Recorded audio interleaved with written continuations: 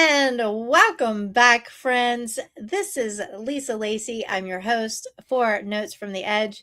And this is the place we have the conversations we should have been having all along. In here, we talk about the things you ain't talking about, but we're going to go ahead and talk about them. And today's guest is my new friend, Massimo Rigotti. I was lucky enough to be a guest on his podcast. And then I was like, we need to swap. So here he is. So, Massimo is an author, entrepreneur, podcast host, and addiction recovery advocate. He is also the creator of the S.O.B.E.R method. That is S.O.B.E.R. It's an acronym for a framework built around Stoic principles. And I want to dig more into that because I don't know a lot about it, Massimo. Self-observation, behavior modification, and the execution of positive habits and holistic restoration. And we love that because we talk so much about that. His story includes addiction, bipolar disorder, professional success, then devastating loss, and the long, complicated work of rebuilding confidence, not from the outside in, but from the inside out. So this is not simply a conversation about putting down a drink. It's about what we reach for when we do not know how to sit with ourselves, what conventional recovery models may overlook, and whether confidence, identity, and self-trust are essential pieces of lasting sobriety. And we already know the answer to that, but we're going to dig into it. Welcome to Notes from the Edge, Massimo. How are you doing today, my friend? I am doing fantastic. Thank you so much for having me on today. And I hope that our second conversation on air will be just as fruitful and exciting as the first one was. No doubt. With the both of us combined, we're all set. We're all set. Well, my friend, you have described addiction as part of a much larger internal battle. So before you were ready to become sober, what was this internal battle? Talk to me about that. And mind you, remember, I'm celebrating alongside my husband. We met 30 days clean. Don't recommend 13 stepping your way into a healthy marriage, but we did it. But 8 years of sobriety together. So we're going to really dig into that. And we both struggle with our own mental health challenges, different brains, different mental illnesses. But what do you think the internal struggle is? Well, for me, my internal struggle was abandonment. And I do have, of course, the dual diagnosis of suffering from bipolar disorder. Now, bipolar disorder for me is now completely 100% in check, which is amazing and awesome. Congratulations. Honestly, I cannot sit here and tell you the last time that I had a depressive episode. So that's yay. It's been more than a year. So that's a very positive outcome of everything that I've done and all the work I've done on myself. But abandonment is huge. And it's something that follows you. It follows me today, even with all the work that I've done on myself. It's just manageable. And that deep sense of wanting to belong and being someone who is very outgoing and very gregarious, like I am, it is tough to hold that outward appearance that I did for most of my life, while at the same time suffering almost an introverted internal mind structure and being afraid that everything that I did and said was not accepted, that nobody really liked me. And that was my suffering that I carried with me my whole life until I found sobriety. And like I said, I still carry it today. It's just muted. And manageable, right? We learn to manage it effectively.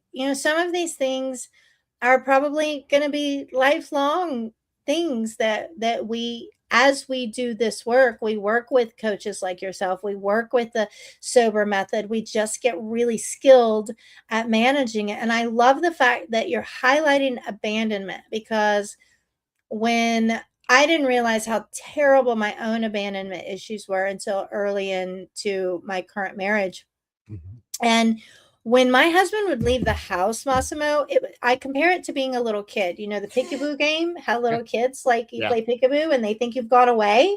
Like literally, I would feel like I was dying when he left. Like I was like, he's not coming back. And this is it. It's all over, right? Your mind starts doing the loop of he's gone for good. It was Mhm. terrible. It felt like death. Yeah. Yeah. It's like separation anxiety if you're a dog or something, Yeah. you know, a very, very comparable type of behavior as well. It's like, it is absolutely, what is going on? I need to call him right away. It was probably your instinct. And And I did. Poor yeah. guy. Yeah. I'm telling you guys, it's hard to 13th step your way. And there's a reason why they say stay single for a little while. But we did it. And we're best friends and we laugh. And I'm glad that we listened to our intuition about everything as we moved along. But I love the fact that you're highlighting abandonment issues. So let's talk about this, because I think a lot of people out there may be struggling from abandonment that started, of course, in childhood, Yeah. from even something as not so simple as emotional neglect. Can be very serious, as bad as physical abuse can, in terms of how it affects your psyche.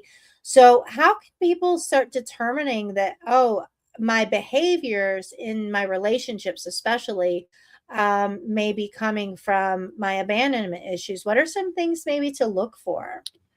This is a tough one to immediately track down, because first of all, you have to recognize, why am I feeling this way? And so you have to be very honest in answering these questions. Why am I suddenly having anxiety because my partner left the house? Mm, You know, and then, oh, well, I must be afraid that he's going to leave me. Okay, when was the very first time that I felt afraid that someone was going to leave me? yes, that's it. And once That's getting down to the root, Yeah. right? Yep. Yeah. And that's a tough one. A lot of people don't know. A lot of Yeah. times you have to sit in silence and go, oh, I remember this time when I was a teenager and I was I was dating someone, and then, oh, wait a second, that wasn't the first time. I remember when my sister, and you Yes. have to walk it all the way back until you find that actual root. I didn't find mine until I was in rehab. Mm, And even though I maybe had a glimmer of thinking that that might be the issue.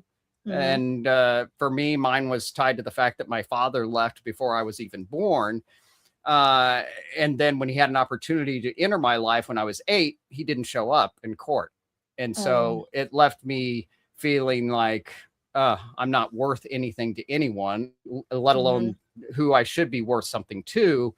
And that also created a secondary, I would say, character flaw in me that I've worked very, very hard in my recovery to undo, which is, I worked so hard to be the best at absolutely everything, because I was going to prove to this guy that I didn't even know that I was worth not walking away from.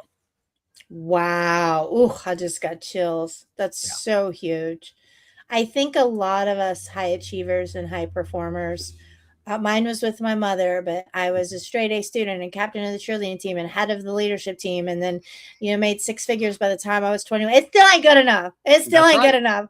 As a matter of fact, when I wrote my memoir, this is what she said the other day. She goes, in your memoir, Notes from a Certified Mad Woman, guys, that's the title, coming out in October. She goes, are you just talking about why? No, are you just talking about that your brain broke? Are you talking about why your brain broke? I was like, yeah, you in it. You had to go in it somewhere. That's exactly what she was getting at. So Hmm. family members tend to not like memoirs if there's No. a there has been a lot of family secrets. But my friends, Massimo is pointing to the fact that, even, you think high school, and then you go, wait a minute, let me go a little bit farther back, and let me go a little bit farther back, and it may be 3 or 4 that Hmm. you can remember the first time that you were abandoned or emotionally neglected. So it takes time to sit with yourself and be brutally honest. And sometimes that's not always fun, to be like, wow, my dad used to leave for 6 months, and I'd come home from school and he'd be sitting on the couch, hey sweetheart.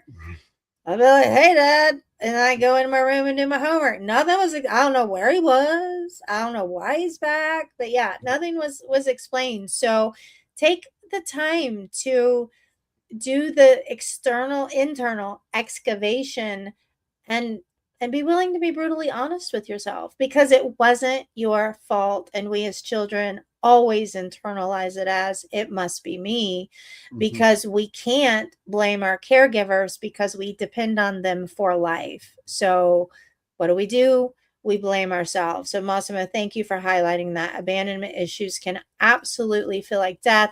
And I think they just get glossed over, and even just therapy as, oh, it's just abandonment issues. No, they can run your life.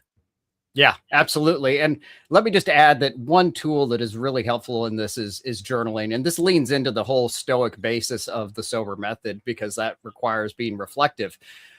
But if you have the ability to sit and write down by hand, I highly recommend by hand, because pen to paper, right? Pen to paper. It's Yeah. the best way to do it. And start going and searching your thoughts through this method, because you can do it over multiple days. You can push yourself as hard as you can and then walk away from it and come back and see, oh, okay, this is where I was at. Okay, was there anything else? And then you can keep searching. So you're not putting yourself through the turmoil within your own mind. You actually get the release, and it's very cathartic to get that release and journaling it out than it is to think about it in your own mind, because then you're just going to go into mental circles. I love that. And you know what, my friends, it doesn't have to be for 5 hours a day. You could do 5-10 minutes in the morning, you know, put your journal right next to your bed, and, you know, set a timer, and just automatic, right? No editing, no, just let it flow onto the paper. And we have identified ourselves as a little bit older than some people, because pen to paper is the way I roll with everything that I write. And my scribble scratch, nobody else can read but me, so my journal is safe. So I love. I don't care if you're 9 or 10 years old and hearing this. I mean, seriously, pick up pen to paper. Pens are cool, and paper is awesome. You know, there's something that, and there's plenty of studies that prove this, and I cite them a lot, which is that connection between the physical connection between you writing something and your brain, it cements it. One of the ways that I used to study for tests when I was younger is I'd rewrite all my notes, and I would do nothing else. I would just rewrite all my notes. That's how I studied for tests, because it puts it back into your brain. You're forced to actually think about it, write it physically. And then when you're taking a test, you're like, you can actually, if you think hard enough, you can begin to remember yourself writing the note. I love that. Yes, as an actress, that's how I always prepared for memorizing my script. I would write the whole script down. That's good. Write it down. Yeah. I would write it. I would type it. I would write it. Yep. That's how and people are like, oh, you remember every word. Well, I spent a lot of time working towards that. But pen to paper is pure magic. And the messages you will have for yourself are pretty dang cool too. You know, absolutely, the things you will uncover. So we'll talk about the Stoic principles in a minute, but I want to talk about this, because I think so often mental health is not addressed in sobriety communities. I think it's overlooked in a lot of sobriety communities. But you live with bipolar disorder as well as a history of addiction. I live with a gazillion labels. They can't even figure out how disordered my brain is. I went into inpatient rehab thinking I had a minor drinking problem and a bad marriage, and came out with a chart this thick. So there was a lot of disorders in there. But how does those experiences intersect in your lived experience? Did you separate them? Are they survival behaviors? They're your identity? How did those coincide in your lived experience? Well, in the lived experience, at the very beginning, the driver for addiction came out of the bipolar disorder. So I leaned into drinking in college because it was becoming out of control. I was diagnosed as bipolar my freshman year of college. And of course, I discarded this and said there was nothing wrong with me, because that's just who children of the 80s are, I guess. Yeah. We're fine. Yeah, we're totally fine. Suck it up, toughen up, man up. That's what I got told. I got told to man up. I gave it a go. If you were born in the 70s and lived most of your life, and yes, this is just how it was. Gen Xers, guys, we're totally dating ourselves. We are built differently. We are. But so I just masked this with alcohol. It worked. I don't need antidepressants. I'll just use alcohol. And so over time, that became a dependence. And as it became a dependence, I leaned into it more and more, and then it became an addiction. Yep. And it's so sneaky. It is sneaky. The problem with alcohol is using that as the cope is alcohol is a depressant. So what am I doing? I'm depressed, and normally it wouldn't be depressed. I would use alcohol to tamp down my manias because it would just get out of control. I couldn't sleep. I was thinking, I would literally think so fast that it would feel very strange. It's hard to explain to anyone, but basically I would be able to see the world and it would be moving in slow motion. It's real time, but it would move in my mind in slow-mo while my mind was thinking super fast is how I was interacting with the world in those manias. And so it's really bizarre, but alcohol would take that edge off and then everything would go normal. But if you drink too much, then you get depressed. And when you're depressed, I needed a sidecar. And that's when cocaine came in and helped me out. And so those were my two friends. And obviously the cocaine is also the best antidepressant there is available on the market today. Unfortunately, it's illegal. I had those friends too, my friend. Yes. So when for a little while. I mean, it works. It's fantastic. I mean, like nothing will get you out of a depression faster. Oh boy, but coming down. Oh man. Yeah, that's brutal. That's brutal. That's when depression really hits. Yeah. So but I didn't see them as a cycle, and I didn't see them as separate. Now, when I did start to see them as separate is as I became sober and realized that the management of the bipolar disorder needed to be done in such a way that it didn't lead me back to where I was before. And ultimately, I've managed to attack that in two separate ways. One, Stoicism, self-reflection, and the like, believe it or not, has had a huge impact on managing my overall mood and bipolar. But it wasn't the only thing.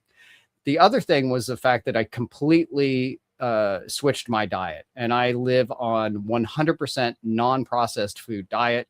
And a very high protein diet as well. And within 6 months of switching to that, well, I think I was about maybe 40% of my diet at that point was non-processed foods, but I've achieved basically effectively 100% at this point. Nice. But about 6 months in, I just realized that I hadn't been taking my antidepressant. And I called my doctor. It's like, well, how long has it been? And I'm like, I don't know, about 2.5 months. And he's like, well, if you don't feel like you need it, then don't take it. And I'm like, okay.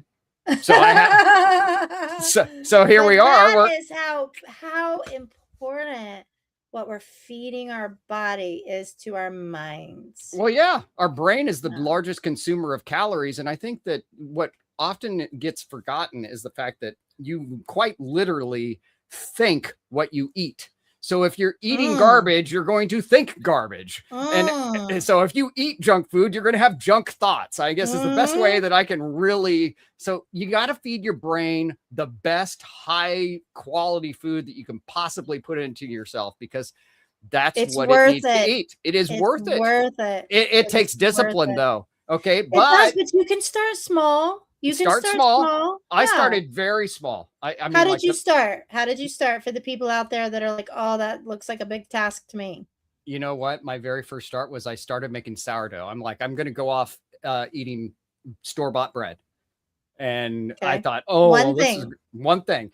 And I'm going to be honest, that proved to be too cumbersome. So I went to making just white bread. Okay. I make sourdough now, but like sourdough's an art. Do not start there. Okay.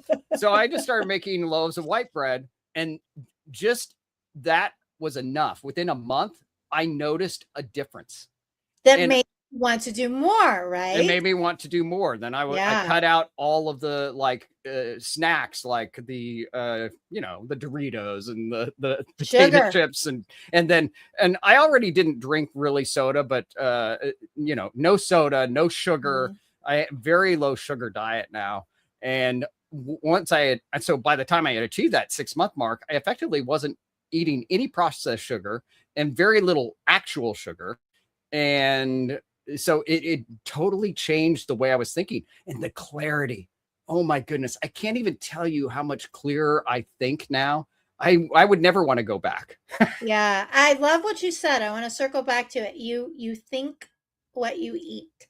So Yeah. clever. So clever. You think what you eat. So, another day maybe we'll have you back and we'll talk about what we're feeding our minds like digitally and stuff, but you think what you eat. So, let's talk about, because you've brought them up twice already, and I don't know a lot about Stoic principles and Stoicism, and that has helped you so tremendously and is such a huge part of what you teach and how you help people transform. Explain what are we talking about here? Well, Teach me. yeah. Well, the problem with a lot of people, they say, oh, Stoicism, and there is immense complexity. So I'm going to try to stay surface level, because otherwise everyone's just going to tune this out and like, don't have people tune out my show now. Their eyes are going to glaze over and they're going to take a short little 5-minute nap while I explain. And I don't want any of that. I mean, like, I am too high energy for anyone to be taking a nap. So here's the best way that I can explain it. What we're doing is we're doing a deep introspective look into your own mind. And this requires you to sit quietly with your own thoughts. So taking that phone, putting it in the other room, and then asking yourself like one deep reflective question, like, what today did I avoid because it was uncomfortable to me, and why? Ooh, great start. One question. Just one question. And then sit with that. Have your little journal there. Jot down anything that comes to mind. It doesn't even have to be a full sentence. You just jot something down. And then after you finish that little exercise, look at what you wrote and be like, now ask yourself this next question. What could I have done differently that would have had a better outcome for me? And so you go through that list and you think about those and you jot those things down. That's a Stoic reflection. I mean, that's how easy it is. It's just, that's a start. As you go deeper and deeper, then you start asking more complex questions. That's when you start. Yeah, you start asking yourself much more complicated questions. But at that point, they're not complicated anymore, because you've already worked through the surface level stuff. So you do want to dig deeper. I'm assuming it's a process that builds, right? It builds on itself. Yeah, but absolutely. My friends, Massimo pointed out a good point. Phone away, literally away from your body. Like away from your body, because you can actually think clearly. There's science around that too, but away from your body. We're going down all kinds of tangents today. Away from your body, pen and paper. We love that. We support that. And start with one question.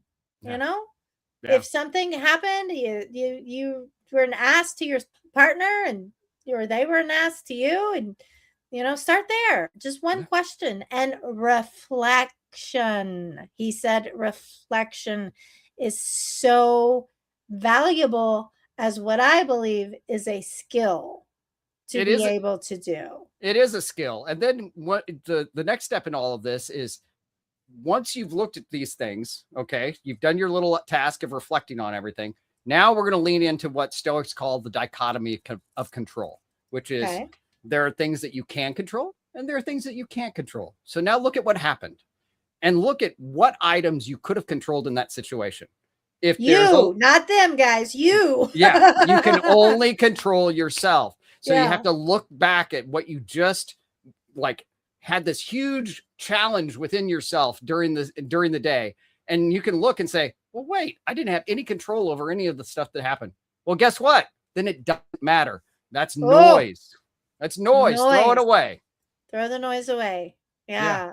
As my new mentor tells me, go put it on the altar. Just put it on the altar. The castle that I've created in my mind. Just let it go. You're absolutely right. But we have to be self-aware enough to realize, there was nothing I could have done to change or avoid that. It's not my fault. And then you can let it go. And talk to us. What if we discover, there's some things I could have done in that argument to have made it turn out differently? What do we do with that information? Well, then we're into technically step 2 and 3 of the S.O.B.E.R method, which is observe and behavior. So you're observing what you did and you're then looking at a behavior. What should have I done?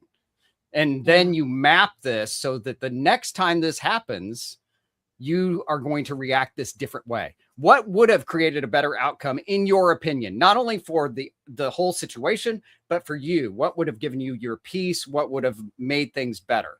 So the next time this comes up, this is the execute step of sober. You test it, see if it works. Experiment, play. You are experimenting with yourself. And I mean, so it's a fun exercise. So you test it out. If it works, great. You found a new solution. You discovered it. Yeah. An answer. Yeah. Yeah. And if not, go back to observe. Okay, what happened differently this time that didn't happen last time? And then you make a new adjustment in behavior, and then you try it again. And once you find what works, you move on to what is the R, which is restore, which is this behavior is probably impacted not just you and your significant other or whoever this was interlocking challenge was with. It's probably impacted a lot of people. So in restore, you think about all the people that may have been impacted by your type of reaction that you just corrected. And you go and you do the traditional type of make amends. You reach out to people and say, you know what? I used to blow up at you all the time because of blah, and I want to fix that, So I apologize. Yeah. I apologize. But one very, very important thing that I want to make sure that everybody looks at is that forgiveness does not mean reconciliation. Okay. So you are not there to reconcile your relationship with someone. You've already fallen apart from this person for a reason. And so they can stay in your past. All you're looking for is the release yourself that I've reached back out. I've made my amends. I'm not looking to, the best way to end these conversations is, well, I'll see you around. You take care. And that's easy. Yeah, that's it. I'll see you around. Yeah. And leave it at that. Don't try to, you're no longer friends with someone for a reason. Don't force yourself, right? Yeah. To reconcile, but own your part. And that's then right. You do feel better. There is a sense of release and catharsis and freedom that absolutely comes from that. What I love about your SOBER method, and guys, that's S.O.B.E.R, it's an acronym, is the middle step is observe.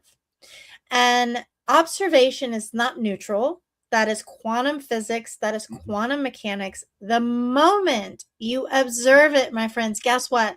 It's already starting to shift for you. And so that's why doing the earlier steps of taking the quiet time, take pen to paper, really reflect, and then observe on those reflections, boom, you've already done like 75% of the work. The next is just like steps, right? Yeah. So observation is not neutral. It is vital to having you live that life of peace that Massimo just brought up the word peace. It gives you a sense of peace. So you created the SOBER method framework because you believe there are some other programs out there that aren't always enough on their own. Talk to me about that.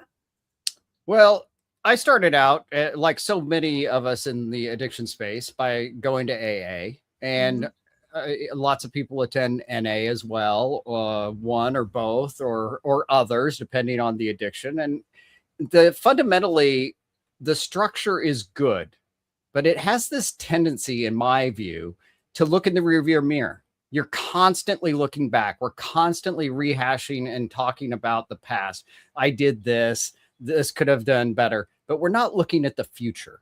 We're in the state that it's the only area of mental health, and I don't like this, where we have this negative reinforcement. We stand up and we say, I'm an alcoholic. So shame-based. It is. I'm an alcoholic. Like there's never any point. I actually was asked to leave an AA meeting about 5 years sober because I was not willing to say that I was an alcoholic anymore, because I didn't feel like it. I didn't have any tendencies in that direction. And I actually said, I think that continuing to say this only affirms failure in the future, because if I say that I am something, then I will become that thing forever. Forever. And I'm not an alcoholic. Yeah. I'm not. Don't be defined by what held you back in the past. Be defined by who you are today. And so that's what I really stress in the sober method is that you are building a new self. And that new Yes. self has the confidence to walk proud in what they are and what they're doing in the world. And I think that is so important. And that's the reason that I created the sober method, is I needed something to be bigger than myself that would continue to improve me long into the future. And that's exactly what it does. I love that. I love that. Well, for me, my journey was 2 years straight out of inpatient rehab, dual diagnosis center for mental health and addiction, and 2 years, 6 days a week, right alongside my husband, and we outgrew it. So, friends out there, if you know, are if it's not working for you, if what you're doing isn't working, maybe it's not you. Maybe it's the way you're built and designed, and maybe you need something different, like Massimo's sober method, or maybe you need something in addition to, supplemental to. And the game changer for me, Massimo, and why I became one, is working with transformational coaches, because our goal is to move people forward. That's it. That's our goal. It's great traditional therapy, rite of passage, go do it, take a look backwards, see where you went, see what happened to you, see why, but always be looking forward into a future that you're not catastrophizing. Yeah, exactly. Into a future you're not catastrophizing. So I love that you saw a need and you filled the gap, and now you work with people that are solely using your sober method. Friends, that's S.O.B.E.R, or as supplemental too. But friends, do not give up. That's what we're telling you. If what you're doing isn't working, try something else until you find the right fit for you. And that goes with everything that you do. That's your therapists that you pick. That's your personal coaches that you pick. That's your mentors that you pick. And that includes your recovery programs, right? Yeah, absolutely. And I'll just say that I do this a lot on my own podcast. I see sober as like a master framework to build yourself into the greatness and to remain sober for a lifetime. But a lot of people out there have thought the same thing I have, and have created what I consider kind of sub programs that complement areas where it might be very difficult for someone. Like I had someone on the past week who has a program that has an acronym that is literally all stacked within the observe step. And so I framed that whole episode as like, look, if you're struggling with the observe step, maybe, check this out. This could help you. Because the ultimate goal for me is you find your sobriety and you build upon it, and you have a structure that works for you, because that's the most important thing. Do I want you using the sober method? Of course. I wouldn't be here talking about it if I didn't. Use the sober method. Yes. But I'm also saying that there are other tools that I'm not saying don't use. I'm actually bringing light to those because I think they support the sober method's overall goal. They're not a full framework, which this is, but they could support people along the way. And I think that that's so important. And have a team underneath you guys. I have my holistic psychiatrist who does meds when we have to, does supplements when we can. I had my therapist for a while, but I have mentors, I have business coaches, and I have a personal coach. So build a team around you as much as you possibly can, because for some of us it takes more than one person. It takes a village. It takes a village. Yep. Look at my case, and it does take a village. So all right, the women who helped you find sobriety, the woman who helped you find sobriety was later killed by a drunk driver. How did you process that grief, that anger, and the cruel irony of the loss? How did you get through that and stay sober? I tell you, I never really thought of the term black irony until someone I interviewed on a podcast about 3 years ago said that term after hearing the whole story. But I met Samantha Allison Thomas at the peak of my addiction. And the best thing that I can really say is that she was the love of my life, and her belief in me outpaced my own. And she saw me in a way that I was unwilling to see myself at that time, and showed me that I could get better, and pushed me all the way until I did. And thankfully, there was a period of time where she knew me as sober. She knew that the sober method existed before she was murdered. But it was very well. I'll tell you, it's the only moment that I had when I got the phone call. It's the only moment I considered having a drink after becoming sober. But then immediately, almost, just within a second, I said, no, I'm not going to do that, because this will be the way that I can honor her legacy. And it really cemented my, up until then, it was just something I shared with people when I heard they were struggling. It wasn't like a mission. I mean, I didn't even have the book yet. She was about to graduate with her MD, and we were going to co-author a book about it.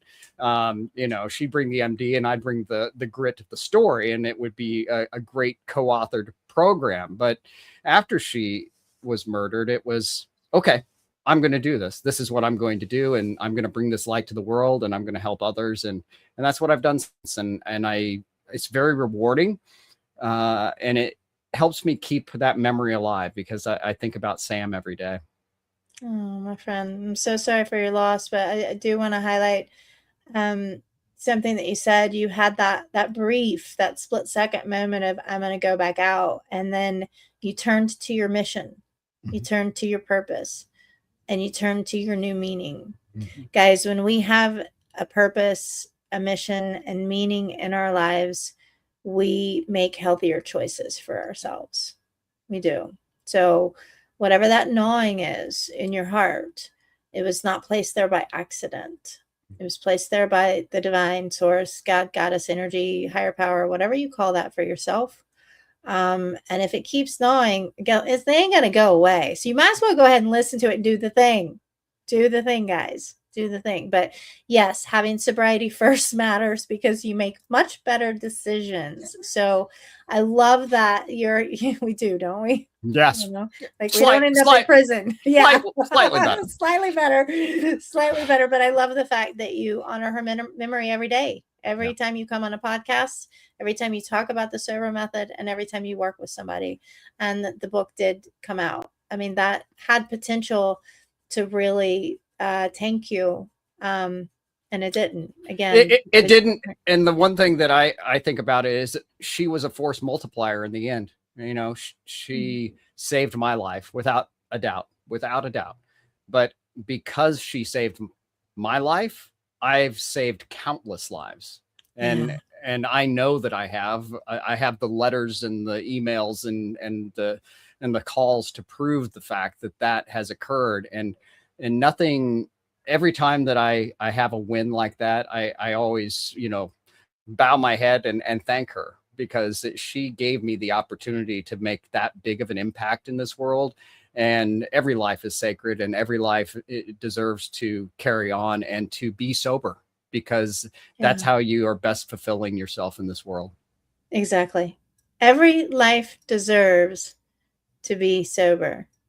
Guys, I just want that to settle for a minute, because that's very, very profound. You deserve this. If you're out there struggling right now and you're listening to this, you deserve sobriety. I promise you.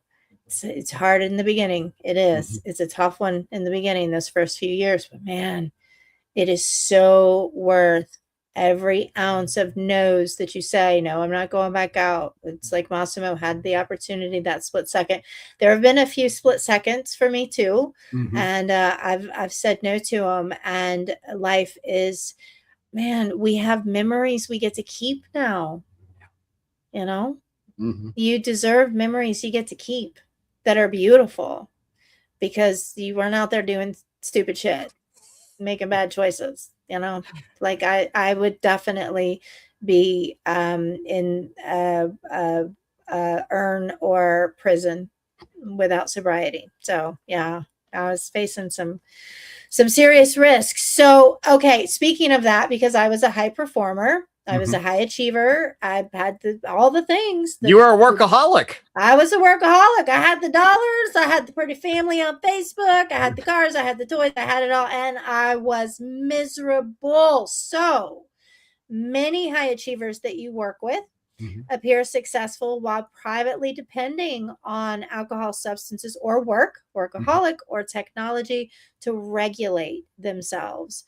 What are some signs that suggest that a coping mechanism may have become a dependency for you, even when we look like we're just functioning?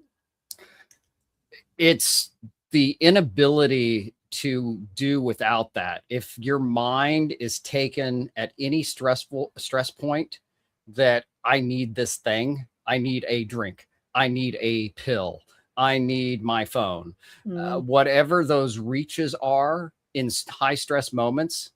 And if we're being honest with ourselves, you know that you have a problem. mm, But where it really shows up in those that I work with is they have a close call because they have a very, very good facade. They might be a physician, a lawyer, a judge, somebody who has a lot to lose. mm, And they are carrying it privately because if the public knew it, they would lose everything. And then mm. there's a close call, being pulled over for a ticket, but then maybe not, someone not realizing that they were actually drunk, and so they get off. Though that's generally when I get a phone call, Yeah, is I need help. I can't possibly, I saw how close I came to losing it. Help me. yeah. And I think that we all get in that. I'm pointing it out because I work with a particular type of high achieving, high performer, professional CEO type. Those are my clients. But that happens to everybody. That Mhm, happens to anybody on any level. I mean, even if you are just working a minimum wage job, that could happen. You could lose mhm. your job if you show up to work drunk. And if you run into work and you're working and you suspect your boss might know that you're drinking and your water bottle actually has vodka in it, stuff like that does happen, and you get close to getting caught, and then you realize I better do something about this. We all Yeah, have those moments. I don't care what you do for a living or what strata of society you might find yourself in at this exact moment. That's when you know you truly have that problem. yeah. And if you find and seek support for that problem, it will come. Mhm. And if you keep trying until you find the right fit for you, it will come. And I promise you this, life gets exponentially better because you make stronger choices. You make conscious choices. You're no longer on autopilot, right? So many of us, when I was in the height of my corporate career, I was just on autopilot. I wasn't making conscious choices for myself. I didn't even know what consciousness was. I don't know. I was just like, I'm just gonna work, guys. And then I'd look up 3 months later and be like, well, this sucks. I'm going back to work. So yeah, I'm gonna have a drink and I'm going back to work. So all right, Massimo, thank you for bringing honesty and some humor today. Thank you for educating me on stoicism in You a bet. simplified way. Thank you for not frying my brain today. Or putting you to Recovery, sleep. yeah, or putting me to sleep or people to sleep. We've had some people hang out with us the whole time. It's awesome. My friends, recovery is not merely the removal of a substance. It's just not. It can require us to confront grief and shame and fear and mental health struggles, which get missed in a lot of recovery communities, and survival identities, which you know darn well we talk a lot about in here. So, Massimo's story reminds us that sobriety is not about becoming a different human, it's about being present with the human that has been underneath it all along and being cool with that. You know, when you dig yourself and you're making conscious choices, things shift exponentially. Massimo, if somebody's listening and they're struggling, how may they reach you? How can they find you? Best way to find me is sobermethod.com or all socials at sober method. And I do want to point out, I do have a new book coming out on Thursday. That's 2 days for today. Thursday, no way. Yeah, it's already available for pre-sale. It's called Digital Sober Method. I took my method that is for substances and everything, and I've over the last 3 years funded some of my own research and put together something that is very unique in helping people put down their phone using the sober method. Oh, please, guys, put your phone down and connect with each other. That's what we're doing on these podcasts. We're having human conversations. I love that, Massimo. Grab his book on pre-sale, guys. You don't have to write anything down. We're going to put everything.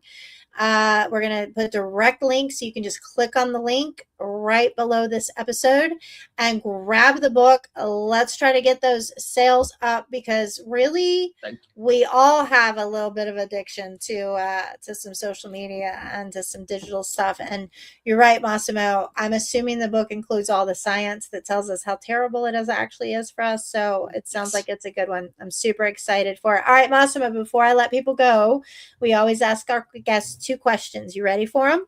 Go ahead. All right. First question is this. In your own life, what did you perform in order to survive? And what did dropping that role, mask, or performance do to improve your life?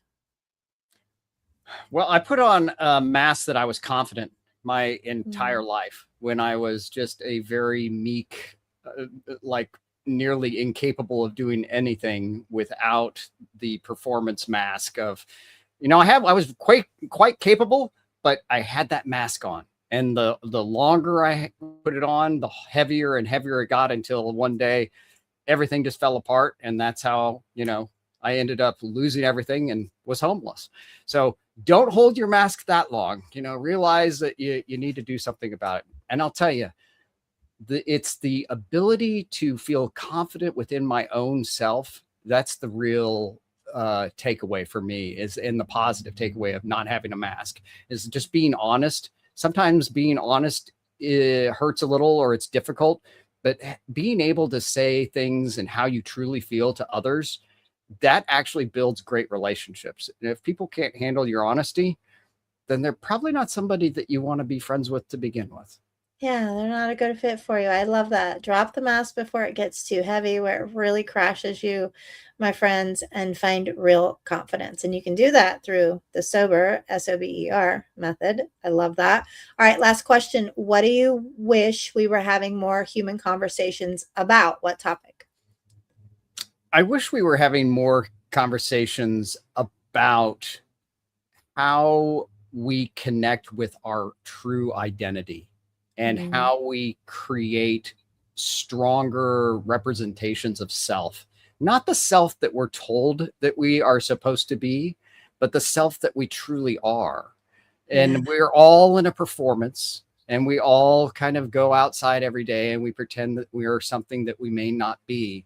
We can operate within the confines of society, but wouldn't it be nice if you could just truly be yourself? And I know people say, oh, be yourself. And it's kind of cliche. What I mean by truly being yourself is, be respectful of other people, but also know what your hard lines are, and carry yourself with the confidence to know that this is what I represent in this world. This is who I am, and be proud of that.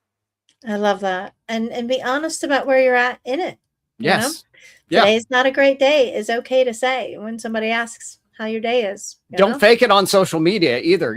Like don't have this curated view of your life for the world. It doesn't help anything. It's not helping us, guys. It's not helping us, because then nobody knows the truth. Right? Yeah. And then people start looking at them going, oh, well, it must just be me. Well, it's not just you guys. We're all suffering in different ways and different capacities, guys. But man, when you find sobriety through methods like Massimo's, to supplement what you're already doing, you find the right fit. There is immense freedom to find and be who you truly are. So, and with that, my friends out there, I'm going to ask you the same question. Don't forget to ask yourself, what are you performing in order to survive? And how could your life improve if you dropped the role, mask, or performance? Massimo, thank you so much for being my guest today. As always, my new friend, it's such a pleasure to be with your presence. And friends out there, I'm your host, Lisa Lacy, and we will see you at the edge next time.